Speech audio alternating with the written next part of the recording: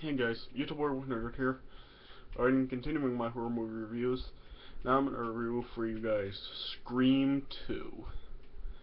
Yeah, so as you may know already, I already made a review of the first Scream. If you haven't seen it, go check it out.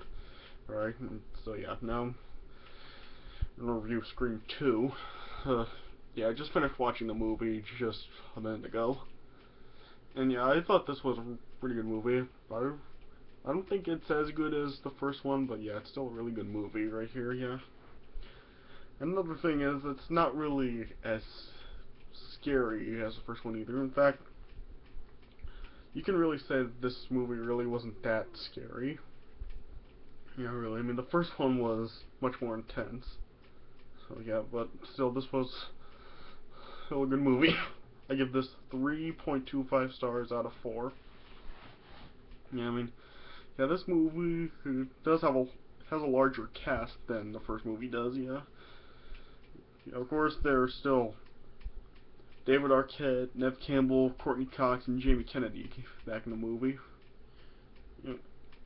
And there's also some new people like Jada Pinkett, Sarah Michelle Gellar, Laurie Metcalf, yeah, and some more, yeah.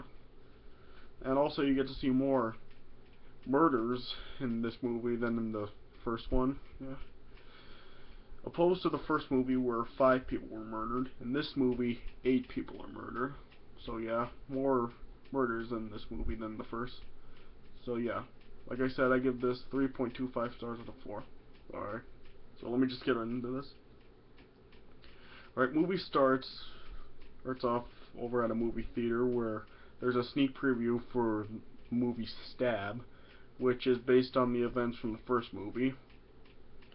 Yeah, and we see a couple. Well, Maureen Evans, who's played by Jada Pinkett, and her boyfriend Phil Stevens are going to see the movie. And there are souvenirs given to everyone going to see the sneak preview for the movie, which are the Ghostface costumes. And when they got in the theater, there were people just like partying around, going crazy, just running around the theater in their Ghostface costumes. Yeah. And then the movie started. The sneak preview for the movie started. It was kind of like the beginning of the first movie. It was based on the call to Casey Becker. Yeah. And then Maureen went to go get some popcorn and soda. And as she was coming back to the theater, Phil popped up from like a janitor's closet or something and scared Maureen by putting on the ghost mask. And then he just told her that he needed to use the bathroom and he'll be right back. And as he went to the bathroom, he went into a toilet stall. He could hear what sounded like a woman singing or something, so he put his head up to the wall of the stall. And then we saw the Ghostface killer, and he poked the knife right through the wall, and it went to like the side of Phil's face, and we saw blood coming out of his mouth. And then we just finally saw Phil pull his head out, and we saw blood on the blade, and Phil was just holding his jaw or whatever. Yeah, and then Phil just fell to the ground and died. And then we saw Phil on the ground with blood. Then the killer went back to the theater wearing Phil's jacket. He was sitting next to Maureen. And then as the sneak preview for the movie continued, the killer was running up to the Casey Becker character. And then Maureen turned her head over to the killer's shoulder. And then when she took her head off, there was blood on her hands. And then the killer stabbed Maureen. And Maureen got up, tried to back away, and the killer just came to her. And the killer just kept stabbing her. And of course, everyone in the theater was just partying. This is just goofing off, and so no one could really tell that she was being stabbed and killed. Then she got up over to where the screen was, and then she just started screaming, and then slowly got down and just fell back, and then she was dead. And then we cut to Sydney and her roommate Hallie, and they were watching like an interview with Cotton Weary, who was the one that was framed for murdering Sidney's mother in the first movie. And then, and on the news, it was talking about the murders of Maureen and Phil. And then we saw Randy in a movie class. They were talking about how it could be based on real life events or whatever. And they were also talking about how many sequels are actually better than the original movies. And then Cindy was talking to Randy, saying like it was happening again, what was happening in Woodsboro. And we also saw Sydney's boyfriend Derek coming to her, asking if she was alright. And then we saw Gale Weathers back with her new cameraman Joel.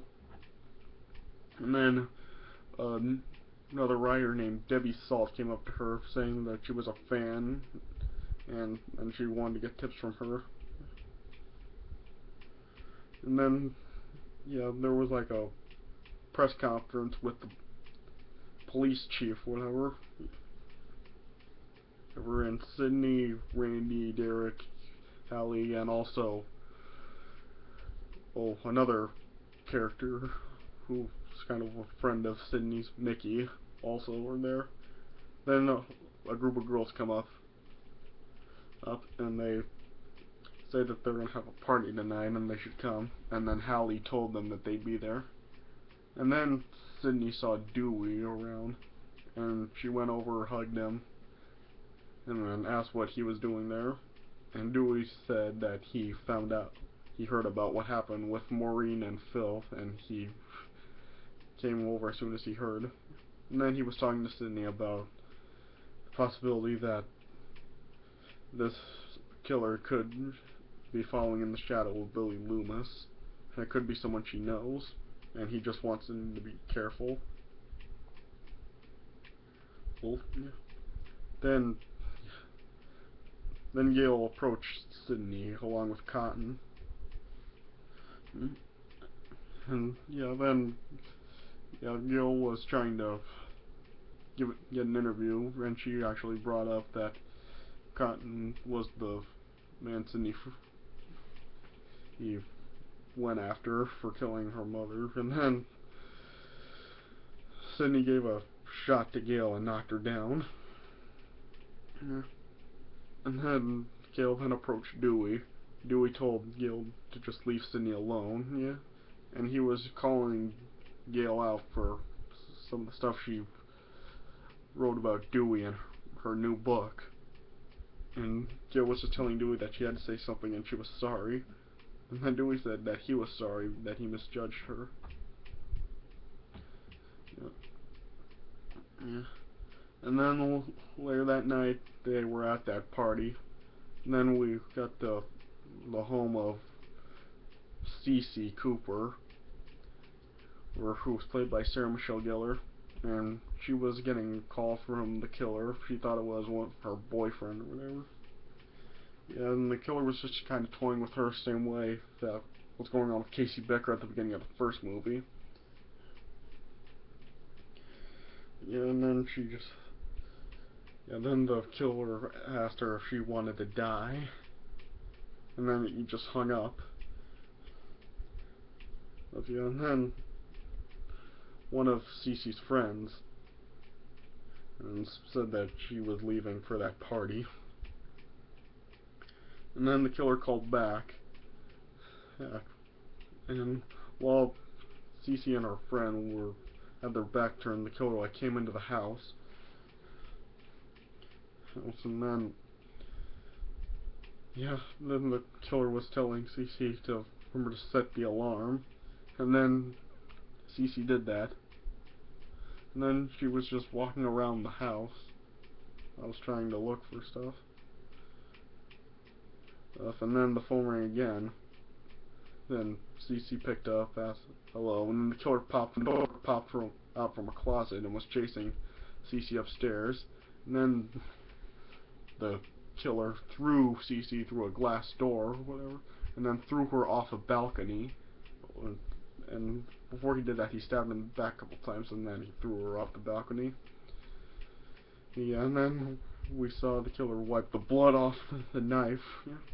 Then we went back over to the party, and then the police were heading over to the house where Cece was killed. Yeah, and then Derek told Sydney that he'd take her home, and as she went to get her jacket, the phone rang, and then the killer was there, and the killer was talking to Sydney, and Sydney was telling the killer to just show himself, and then the killer then popped up, and she was screaming for Derek. And then Derek could see the knife blade going through the door. Yeah. And then Sydney went out the back door. Derek and went up, got her there, and he went in to check for the killer. And then Dewey also came along, and he went in to find Derek. And then he saw that Derek had a bad cut on his arm, and yeah, there was blood all over his arm. So they went over to the police station or something, and the police were questioning Mickey and Hallie. And then Mickey was trying to comfort Sydney, saying that everyone was there for her and she shouldn't worry. Yeah. And then later on the next day, yeah, it's like while they were having lunch, whatever, it was Sydney, Derek, Hallie, Mickey. Yeah. Derek was then singing a song for Sydney. Mickey said it was like Tom Cruise and what was the movie?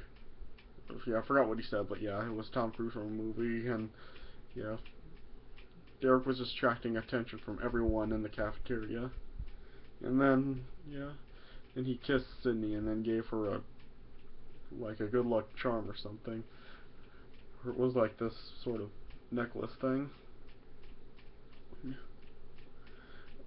And then they were showing an interview with Tori Spelling about the new Stab movie. We saw a scene from it. And then Randy was explaining to Dewey what the rules are in a sequel, and he was talking about the possible suspects, and it could be Derek, or Mickey, or Hallie, or even Randy, or Dewey. And then Sydney later on was rehearsing a scene for a play she was in. And there were a bunch of people dressed in masks with black robes with a hood over them. And one of them, Sydney saw the Ghostface Killer, and she was just running all over the place trying to get away. And then Sydney just went backstage, and then Derek was there trying to comfort Sydney. And then we cut to Dewey, Randy, and Gail in the park or something. And the killer called Gail's phone. Randy answered. And then Gail and Dewey were searching for everyone with a cell phone because, yeah, they knew the killer could see them. And, yeah, Randy was just on the phone trying to keep the killer on, asking scary movie questions and saying Billy and Stu were more original than the killer was. And then Randy eventually came up to Gail and Joel's van, and he was saying stuff about Randy was saying stuff about Stu and Billy, and then the killer then pulled Randy into the van and shut the door, and then we saw the van shaking, but then there were just three guys walking by, and Randy was thrown into the back door window. Yeah, and it just broke, and yeah, we saw the killer stabbing Randy and killing him in the van. Then the killer left through the driver's side. Yeah, and then Gail, Dewey, and Joel saw the broken window in the van, and they opened the door and they saw Randy's body dead. And Randy was just covered in blood, and you could actually see his throat was slit. And they also saw the Ghostface mask and the open driver's door.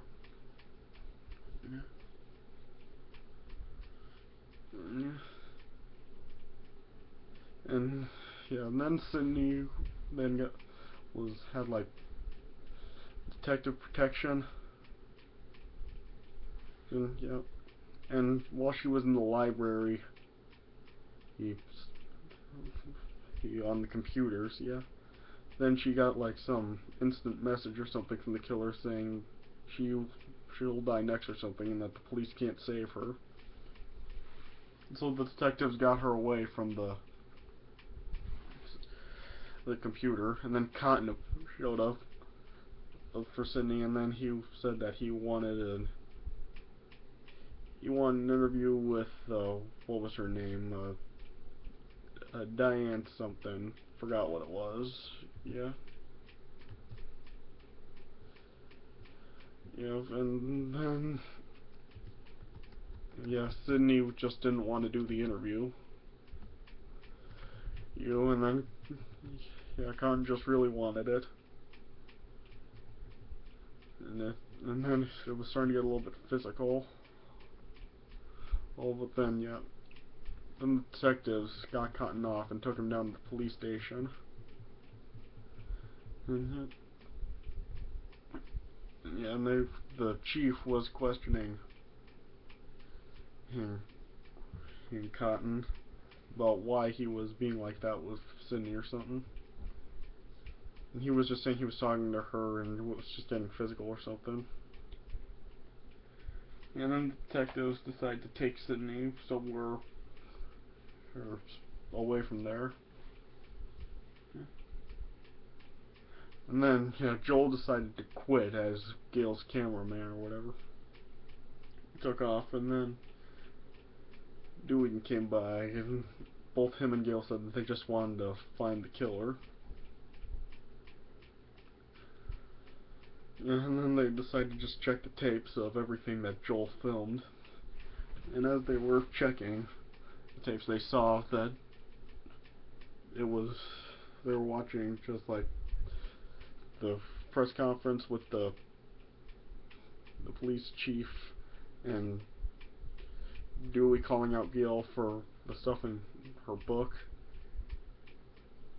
Yeah, yeah, and then they started to make out, and then another thing popped up on another TV.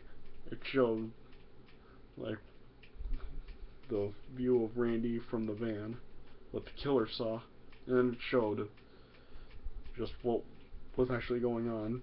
Dewey and Gail on the stage, and then Dewey and Gail saw the killer like in the booth or something of the stage. And yeah, and then yeah, as Dewey went up to get it, the killer was gone, and the killer appeared like on the stage or whatever. Went after Gail. Gail was just running, and then Gail went to like some sort of recording studio, tried to hide from the killer. And then as she was like in one part of like a booth or something, and where there was like a glass wall or something where you can't hear anything on the other side unless it's through a microphone or something. And Dewey appeared on the other side, but Gail couldn't hear him. Then the killer popped up behind Dewey and stabbed him in the back. Yeah, just like what happened to Dewey in the first movie, but this time it looked much more violent. Yeah, I mean, you actually saw blood as Dewey was like being pressed against the glass. And then we finally got to the microphone and called for Gail, and then Gail saw what was going on. Yeah. And then Gail bolted the door so the killer couldn't get in. The killer tried to break through the glass, but yeah, he couldn't do it. And the killer just disappeared. Then as the detectives were taking Sydney, and Hallie also, to someplace else, as they were driving off, Derek was there, and then a bunch of guys took Derek over to the theater, and they like tied him down as if he was being crucified. They were like pouring beer on him and stuff. And then as Sydney and Hallie were being driven by the detectives wouldn't tell them where they were taking them. Then the killer popped up, and he just took out both of the detectives, and he hijacked the car. One of the detectives tried to stop the killer from taking it. But yeah, the killer just ran the detective over. Then he tried to throw him off of the car. Then they came to like some roadwork equipment or something, and then the car just drove into that. And Sidney and Holly were just locked in the back of the car. Then they took down the thing. You know the thing in cop cars where there's like the fence-like wall between the front and back seats? They were able to rip it off, and they had to go through the... They had to go crawl up to the front, and they need to go through the driver's seat's window to get out. And they could have gotten away there, but Sidney said she was tired of running and she wanted to know who the killer was, so she went back to the car, but the killer was gone. And the killer popped up from behind Hallie and then killed her. And then Sidney ran away. Yeah. And then as Gail got out of the studio, she then saw Cotton with blood on his hands, and Cotton was just saying he saw Dewey and tried to help him. And then Gail just ran off, and then Debbie Salt was there. They were at a phone, and then Gail just snatched the phone and called the police. And she said Cotton Weary was the killer. Then Sidney ran to the theater, and then a bunch of stuff for like stage sets was being lowered, including Derek, who was still tied down as if he was being crucified. Then the killer then approached Sidney and Derek, and then the killer started to say that Sidney shouldn't untie Derek, and then we heard Mickey's voice, and then history would repeat itself. Then the killer took off the mask, and then obviously it was Mickey. And as he ripped the robe off, he was saying Derek disappeared on him and he'd been on his own. He was making Sidney think that Derek was on it with him. And so yeah, Sidney was just kind of backing away, not untying Derek. And Derek was trying to tell Sidney that Mickey was lying. And then Mickey eventually just shot Derek in the heart. Yeah, and then right before Derek died, he told Sidney that he would never hurt her. And then Derek just died. And Mickey told Sidney that she should work on her trust issues, and that he wanted to get caught. He was going to blame the movies. Even that Mickey, well, not Mickey, Billy was trying to get away with it, unlike what Mickey was trying to do.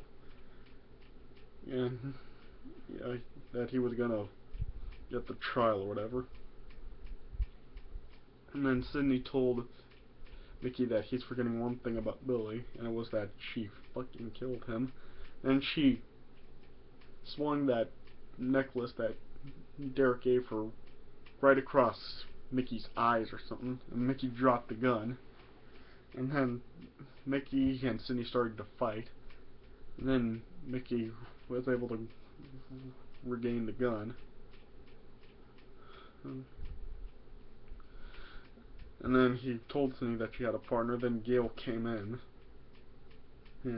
but she said she wasn't. Then Debbie Salt then came in, who we then right there found out was actually Billy Loomis's mother. Yeah. And then yeah, Mrs. Loomis told Mickey that there wasn't going to be any trial. And then she shot Mickey a few times. Yeah, and then right before Mickey went down, he shot Gail, and then Gail just fell in between like the seats and the stage. And then Mrs. Loomis told Sidney that her motive is just revenge for Sidney killing Billy, and that she should blame her mother for all this because of what she did, stealing her husband and bringing up the family. And then Sidney caught Mrs. Loomis off guard, asking if Billy was supposed to be dead, and then Miss Loomis turned around to look at Mickey, and then Sidney attacked Mrs. Loomis, almost by smashing a glass over her head or something. And then she grabbed an axe and was starting to chop up ropes that were attached to like stage lights and stuff that came down and almost fell on Mrs. Loomis, but Mrs. Loomis was able to dodge it. And then some bricks then fell down on Mrs. Loomis. But then Mrs. Loomis then was starting to chase Sidney with the knife. And then Cotton then popped up with the gun. And then, yeah. And then, yeah, he wanted to know what was going on. Then Sidney told her that, Sidney told him, yeah, about Mrs. Loomis and Mickey being the killers. And then Mrs. Loomis was telling Cotton that she should be the one who kills Sidney and not Cotton.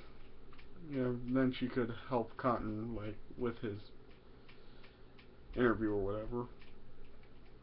And then, yeah, Sidney was trying to convince Cotton not to listen to her. And Cotton told Sidney that he wanted that interview.